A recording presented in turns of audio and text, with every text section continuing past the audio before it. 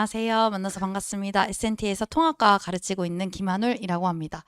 오늘 중상고 통합과학 이번 중간고사 어떻게 나왔는지 좀 분석해드리고 기말고사는 어떻게 나올 것 같은지 좀 설명해드리려고 하는데요. 오잉. 네. 이번에 30문항 예년처럼 출제가 되었고 1컷은 아마 3개에서 4개 정도 틀리면 들어올 것 같다. 한 80점 후반에서 90점대로 예상이 되고 있고 아이들이 체감 난이도로 느끼기로는 진짜 어려웠다. 작년보다 너무 더 어려웠다라고 얘기했는데요. 일단 예시 보여드리면서 왜 아이들이 어렵다고 느꼈는지 좀 보여드리려고 하고 1학기 기말 예상으로는 더 어렵게 내실 것 같아요. 왜냐면 작년도 그렇기도 했고 이번에 시험 범위가 작년이랑 바뀌면서 물리가 완전 몰빵이 되는 범위가 이번 기말이거든요. 그래서 아무래도 이번 중간 때도 생명과학이나 지구과학보다는 좀 이해 위주의 화학을 훨씬 더 시간도 많이 투자해야 되고 어렵게 출제를 하셨기 때문에 이번 기말 때도 물리 쪽에 많이 힘을 주셔서 출제하실 거라고 좀 예상이 됩니다. 그래서 이게 아이들이 딱 첫 장을 봤을 때 본 장면인데요. 마치 국어 문제처럼 여기 반쪽이 전부 다 지문이고 여기 표에는 자료 해석을 해야 되는 것까지 같이 나왔었어요. 그리고 연계되는 게 1, 2, 3번이었고 과학의 기초라고 하는 아이들이 좀 그냥 단순히 기본량 7가지, 기본 단위 7가지 외우고 들어가면 되는 거 아니야? 라고 생각한 친구들에게 이거 갑자기 읽어야 되니까 너무 초조하고 여기서 시간을 많이 뺏겨서 다 맞았는데 이 2개만 틀렸다. 이 앞에서만 틀렸다라고 한 친구들도 있었거든요.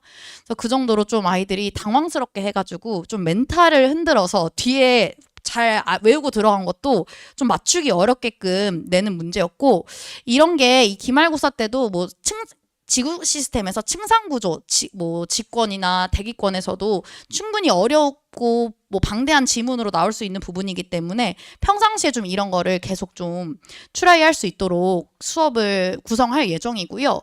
또 화학이 문항수도 많았고 난이도도 높았어요. 그래서 아이들이 시험 그 현장에서도 가장 시간 배분을 많이 했어야 되는 건데요. 사실 지금 화학원이 개정화학이 되면서 2단원에 전자배치가 싹 빠졌어요.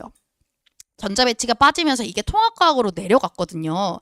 그래서 이 통합과학에서 내는 게 화학원에서 옛날에 수능에서 다뤘던 수준으로 어떤 원자들이나 이온의 전자수, 원자과 전자수, 전자 껍질이나 양성자의 개수를 단순히 그냥 숫자로 주는 게 아니라 전부 다 상대값으로 바꿔서 비율로 보는 거예요.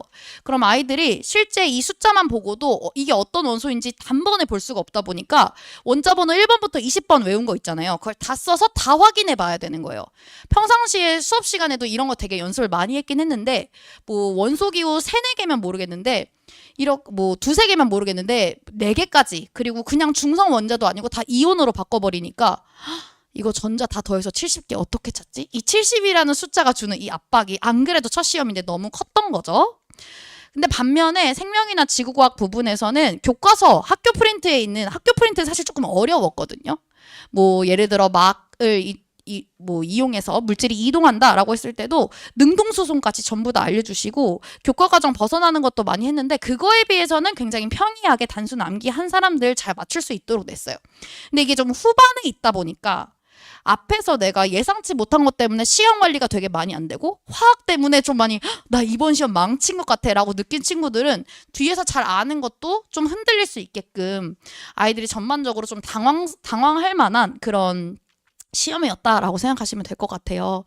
그래서 어쨌든 결론적으로는 단순 암기보다는 이해를 바탕으로 해서 어떤 응용이나 어떤 적용을 한 지문이 나와서도 이게 교과서에서 선생님이 말씀하셨던 예를 들어 정확도와 정밀도의 단순한 개념일지라도 이걸 실험 과정에서의 적용해 보는 것들이라고 하는 것도 충분히 이해를 바탕으로 좀 아이들이 연습을 해야 되는 거고 또 이번에는 화학이었고 기말에서는 물리일 거라고 예상이 되는데 그냥 단순히 숫자를 주는 게 아니라 전부 다 길이면 L, 시간이면 T 속도면 V 전부 다 문자로 바꿔 놓으신단 말이죠. 작년에도 그랬고. 그래서 그런 문자가 나오는 문제들 아이들로 하여금 상대값으로 시간을 많이 빼려고 하는 것들에 대해서 미리 좀 공부를 해놔야 뒷부분에서 단순한 암기로 충분히 맞출 수 있는 거에서 시간이 쪼들려서 당황해서 다 틀리지 않을 수 있도록 하는 훈련이 필요한 거죠. 그래서 이 중간고사에서는 과학의 기초라고 하는 걸 빼고는 화학, 생명, 지구과학 파트가 있었는데 특히 화학이 문항수도 많고 난이도가 높았다면은 이 기말고사에서는 아이들이 전 범위의 절반 정도가 물리를 다루게 될 겁니다. 그래서 물체 운동부터 시작해가지고 자연학화 운동, 연진산만 운동부터 시작해서 원운동 그리고 이제 물체의 전기적 성질 같은 걸 하게 되면은 이 pn접합 다이오드라고 해서 전기 회로 부분이 등장을 하게 되는데 원래 통합과학에서는 이 부분을 잘 내지 말아라 라고 하지만 작년에도 보면은 회로 문제가 4-5문제가 나왔어요. 중상고가. 그래서 이 부분에 대해서 거의 뭐 수능 준비하듯이 고3 준비하듯이 좀 전기 회로를 비중 있게 다뤄서 이제 대비를 해줘야 되고요.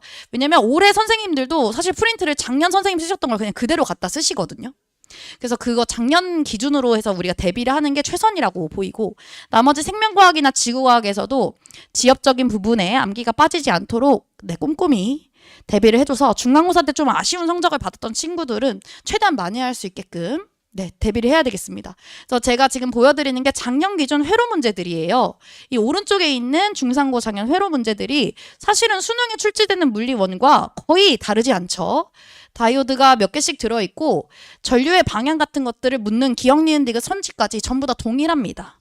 그리고 여기 pn접합 다이오드부터 시작해가지고 뭐 역방향, 순방향 같은 것들을 물리원 수준으로 다 잘 알고 있어야만 풀어낼 수 있게 출제가 됐어요. 그래서 통합과학 하시는 선생님들도 중상고는 진짜 뭘까? 도대체 무슨 생각이실까? 이런 얘기 선생님들끼리 많이 하거든요. 최대한 어려운 문제들도 간단하게 풀 수 있게끔 그래서 제가 이따 커리큘럼 보여드릴 건데 기말고사 때 시작하자마자 바로 물리로 할 거예요. 그래서 누적 범위의 누적 과제, 누적 테스트로 계속 물리 부분에 이해 위주의 수업이 진행이 될 거고 또 물체 운동도 들어가게 됩니다. 등가속도 운동, 뭐 등속 운동, 운동량, 충격량 다 들어가게 되는데요. 이것도 그래프 위주로 많이 출제가 되니까 이 그래프를 보고도 물체 운동이 어떻게 진행될지를 예상을 하고 또 풀어나가는 그런 식의 훈련이 될 거예요. 그래서 제 교재를 보면 아시겠지만 항상 모든 그림이나 자료에 대해서 꼬리 문제가 10개 넘게씩 항상 달려 있어요. 그래서 하나의 그래프 안에서 물어볼 수 있는 모든 방면을 다 물어보고 사실 아이들이 괴로워하는 게 선생님 시험지가 너무 싫다. 모두 고르시오가 너무 많아서 진짜 너무 열받는다 라고 하는데 괜찮다. 이 시험은 틀려도 상관없지 않냐. 아는 게 중요하다. 그래서 항상 이해 위주의 요 물리 위주, 수업이 될 것 같고요. 그리고 생명과학이나 지구과학 이번에 지구 시스템 들어가는데요. 생명 시스템이랑 저는 항상 교과서에 다 빈칸을 뚫어가지고 아이들이 채울 수 있게끔 빈칸편, 정답편 이렇게 주거든요. 어쨌든 그 교과서와 프린트 기반해서 나온다라고 하는 거는 늘 지켜지는 중상고의 특징이니까 그런 암기 노트 손에 갖고 다니는 책자부터 시작해가지고 빈칸 암기 노트까지 전부 다 이번에 기말고사도 그대로 진행할 예정입니다.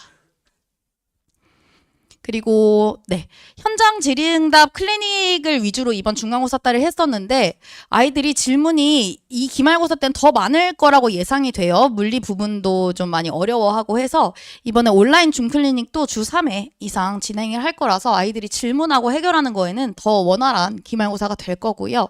또 거의 대부분의 자료나 영상들은 수업 강의 사이트로 운영이 되는데요. 아이들이 질문을 남기면 제가 그걸 추적할 수 있도록 전부 다 학생 이름만 떠도 질문 리스트가 쭉 떠요. 그래서 얘가 요즘에 완전 운동량, 충격량을 잘 몰랐었는데 많이 해결이 됐네. 이제 생명과학 파트로 넘어갔네. 이런 것들도 개별적으로 좀 추적할 수 있도록 관리를 하고 있습니다. 그래서 총 6회로 진행을 할 예정이고 아까 말씀드렸던 것처럼 처음부터 물리로 시작을 할 거예요. 속도, 가속도부터 시작해서 뭐 등가속도 운동 그리고 운동량 충격량 한 다음은 전기 회로가 생각보다 아이들이 낯설어서 좀 어려워하거든요. 시간 소비도 많고.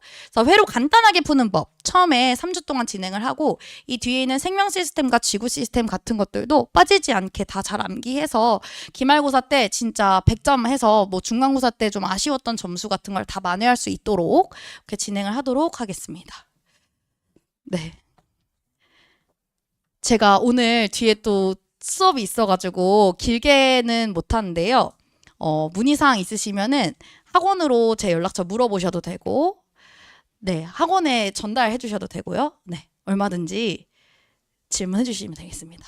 들어주셔서 감사합니다.